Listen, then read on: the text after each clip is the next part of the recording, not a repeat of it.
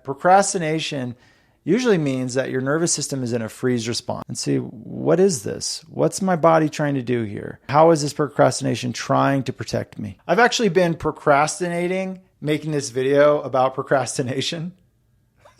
The irony is not lost on me. But instead of judging myself, tripping out about it, I did what I teach my clients. And that's what I'm going to show you how to do too, using myself as an example, because story is usually much easier to remember. You know, information comes in one ear, out the other, unless there's usually some kind of narrative or story attached to it. So we can use my vulnerability as a personal example. So in 18 years of practice in the somatic world, I've really learned that procrastination is not about laziness. It's about self-protection.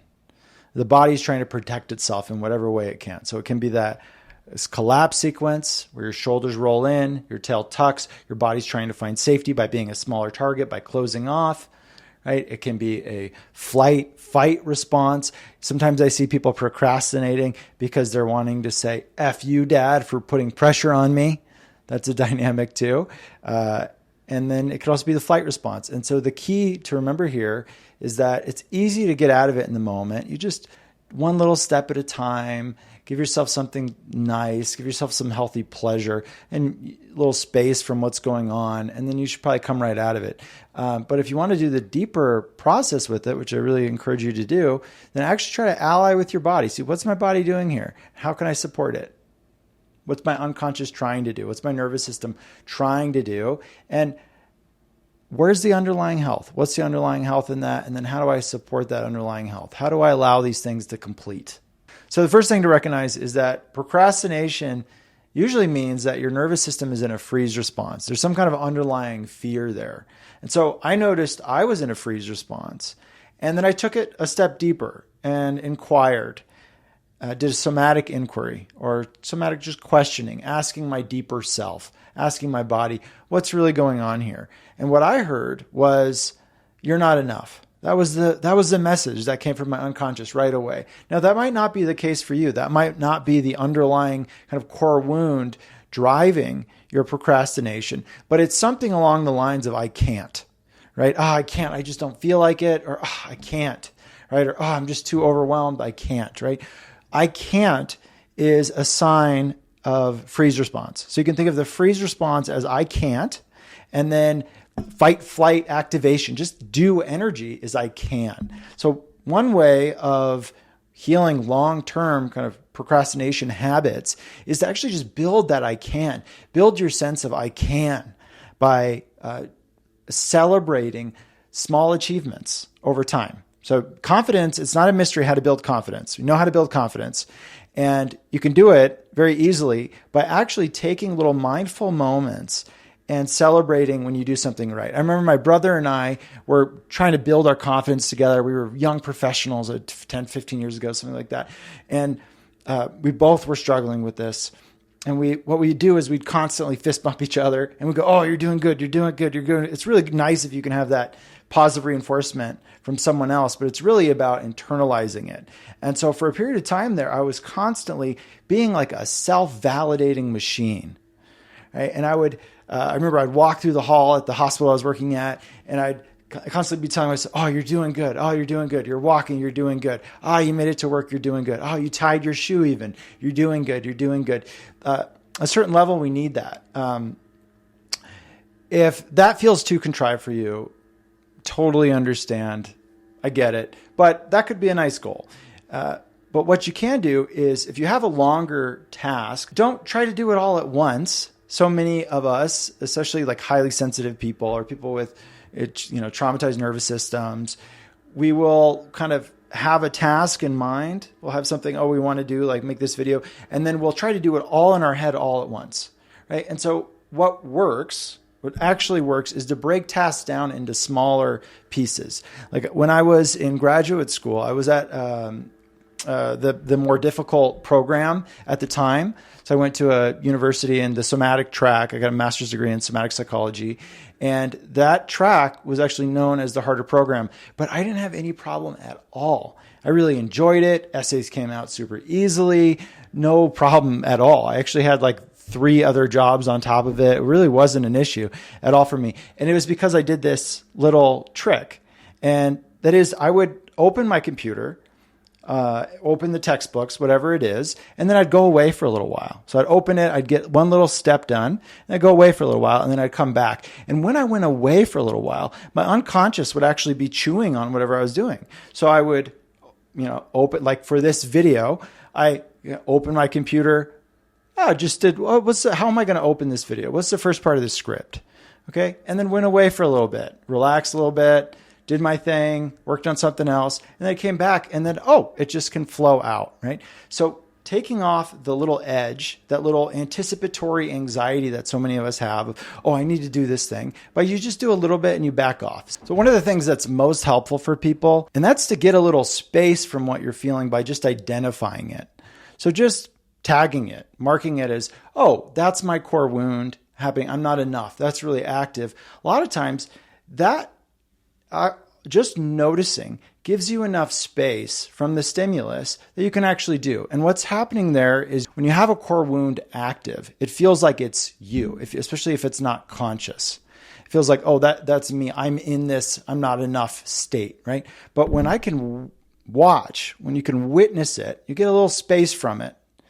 And that space can give you a lot of room to actually do, right? So the skill I've done with so many clients that works again and again and again is externalizing the overwhelming stimulus inside. Whatever's going on inside, you externalize it. You can make it an image. Sometimes I'll say, imagine if that was a portrait.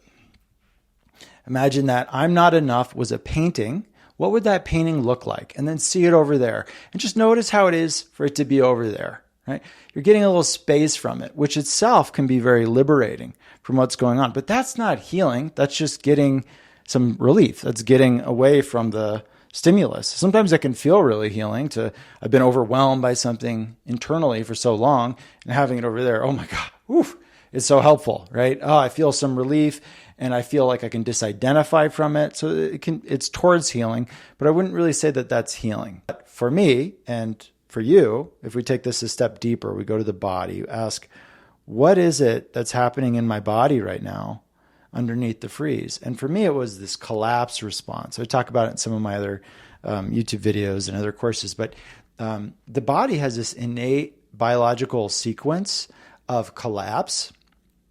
And it's a collapse-rebound sequence. Your body goes into this shame, goes into this collapse response, either when it's just too much and you need to find safety, you need to find yourself again, or you're really needing to protect yourself because there's so much overwhelming stimulus outside. You need to protect your core. And so it's a very early protective response, early in our development of protect the core. And so if you can feel into that, if that's there for you underneath the procrastination, you can let yourself consciously collapse. You find that, and then you have to do it. When you're doing it, you have to find the safety of it. Otherwise, you got to back off and do it a little bit differently. I'll explain that next. But you roll in, and if you can feel the pleasure of it, then it can move through you much more easily. So you could feel how it is that I don't actually have to do anything right now. It's okay. I can just be, and I can find myself. I can find my center again here. And then when you do that, the system will naturally want to rebound. And you'll come right back out of it, right? And then you'll have energy to do. Your I can will be there. So you're processing, many times freeze is associated with this collapse. So you're processing your body's holding pattern, the overwhelm in your body. And you're saying, you know what, actually, F the rest of the world. I can just be with myself and then I'll come back out, right? But if you can't feel the pleasure of it, how it is to just disconnect and close off, if it doesn't feel good, then you really need to titrate it. Peter Levine talks a lot about this. This is how he does the collapse-rebound sequence. Last I'm aware, this is what he does with it. So you just roll your shoulders in a little bit and your tail in a little bit, and then you come out. You roll it in a little bit and you come out, right? You're just teaching your system that I can come in and out of I can't, which can be kind of more associated with the collapse. I can't do that out there. And then I can, right? Just the physical posture. I can, right? And that's actually a way that you can help your body sequence through some of the procrastination if that's there. If it's not always there for everybody. Sometimes it's fear. So usually laziness, procrastination is a sense of fear, unacknowledged fear typically. And if you can acknowledge it, and that can be helpful enough, right? Gives you enough space. Oh, I'm in fear. Oh, okay, it's just fear. Maybe I can start doing, right? But for many people, that's not enough. And if you want to make it healing, you can notice, okay, my nervous system is in a fear state. What's it responding to? What is this? Am I bracing for impact? Am I needing to run? And then you just need to support your body in whatever it's doing. So if your body's feeling like, oh, I'm bracing for impact, see if you can support it. Give it the protection it needs. How is it to be braced? It's not hard to do. Like everybody, I studied body movement assessment and observation in my master's program. And it's just like, I see it everywhere. People are walking around braced in subtle ways all the time. A lot of us have that. We're braced. We've been hurt. There's been impact. Emotional hurt is physical, right? And so we carry those things. And so we'll be bracing for impact. Sometimes it's physical, impact, but emotional impact does it too. That's why when you take ibuprofen for a heartbreak, it helps because all these things are very physical. And so you can see, okay, if I'm bracing, how do I support that? My body's bracing. Can I feel the strength of bracing? Right? It's all about working with your body. Or if it's a flight response, my body wants to get out of here. It wants to run. There's like a sense of run.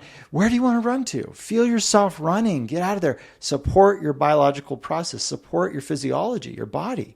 And what it's doing, it's trying to find balance. And so the skillful way of working with your nervous system and your body is to understand, and over time you build this trust, this implicit confidence and trust in your system that maybe the expression is off, maybe how I'm trying to regulate, how I'm trying to feel better is making things worse, but the underlying desire to feel better is always in your body. There's a deep drive in you for balance. And when you can find that and you can ally with that, that can not only heal you, but can also catapult you into really deep and beautiful spiritual states. So this drive for balance and then expansion. Human drive is really about, like human nature is about expansion. But sometimes we got to find balance first. And it's the same kind of mechanism, same energy in the body. So this is a great way. Your procrastination is actually potentially an opportunity for you to get in touch with a much deeper nervous system process, a deeper way of navigating life, which is this allying with your body. How can you trust yourself, right? And then if you just need to get over the procrastination in the moment, like here with this video, build that I can. Get some space from it. Just identify it. Maybe you move through a little somatic sequence. It doesn't have to take very long. It takes 30 seconds. And that's actually what I did before I did the video. I opened my computer. When you make it smaller steps, it's much easier. What's one little step you can do just to get your system into mobilization? It's like we kind of have to seduce ourselves into doing things sometimes. And if you do it a little bit at first, you don't have to do the whole thing at once. That's why so many people feel blocked, is because you think, I need to figure it all out all at once, right? No, you just one step at a time. Take it slow here. Open the computer. Okay, what's next? Right? So open the computer, and then I went and laid in the couch I thought I was going to lay for 30 minutes, but it was really only 5 minutes or so. And just put on some nice soothing music, system settled right out. Oh, okay. And then came back, right? Came back to do the video. And then if you want to work with those underlying wounds, it's pretty easy. So there's that sense of I'm not enough that was kicking up, right?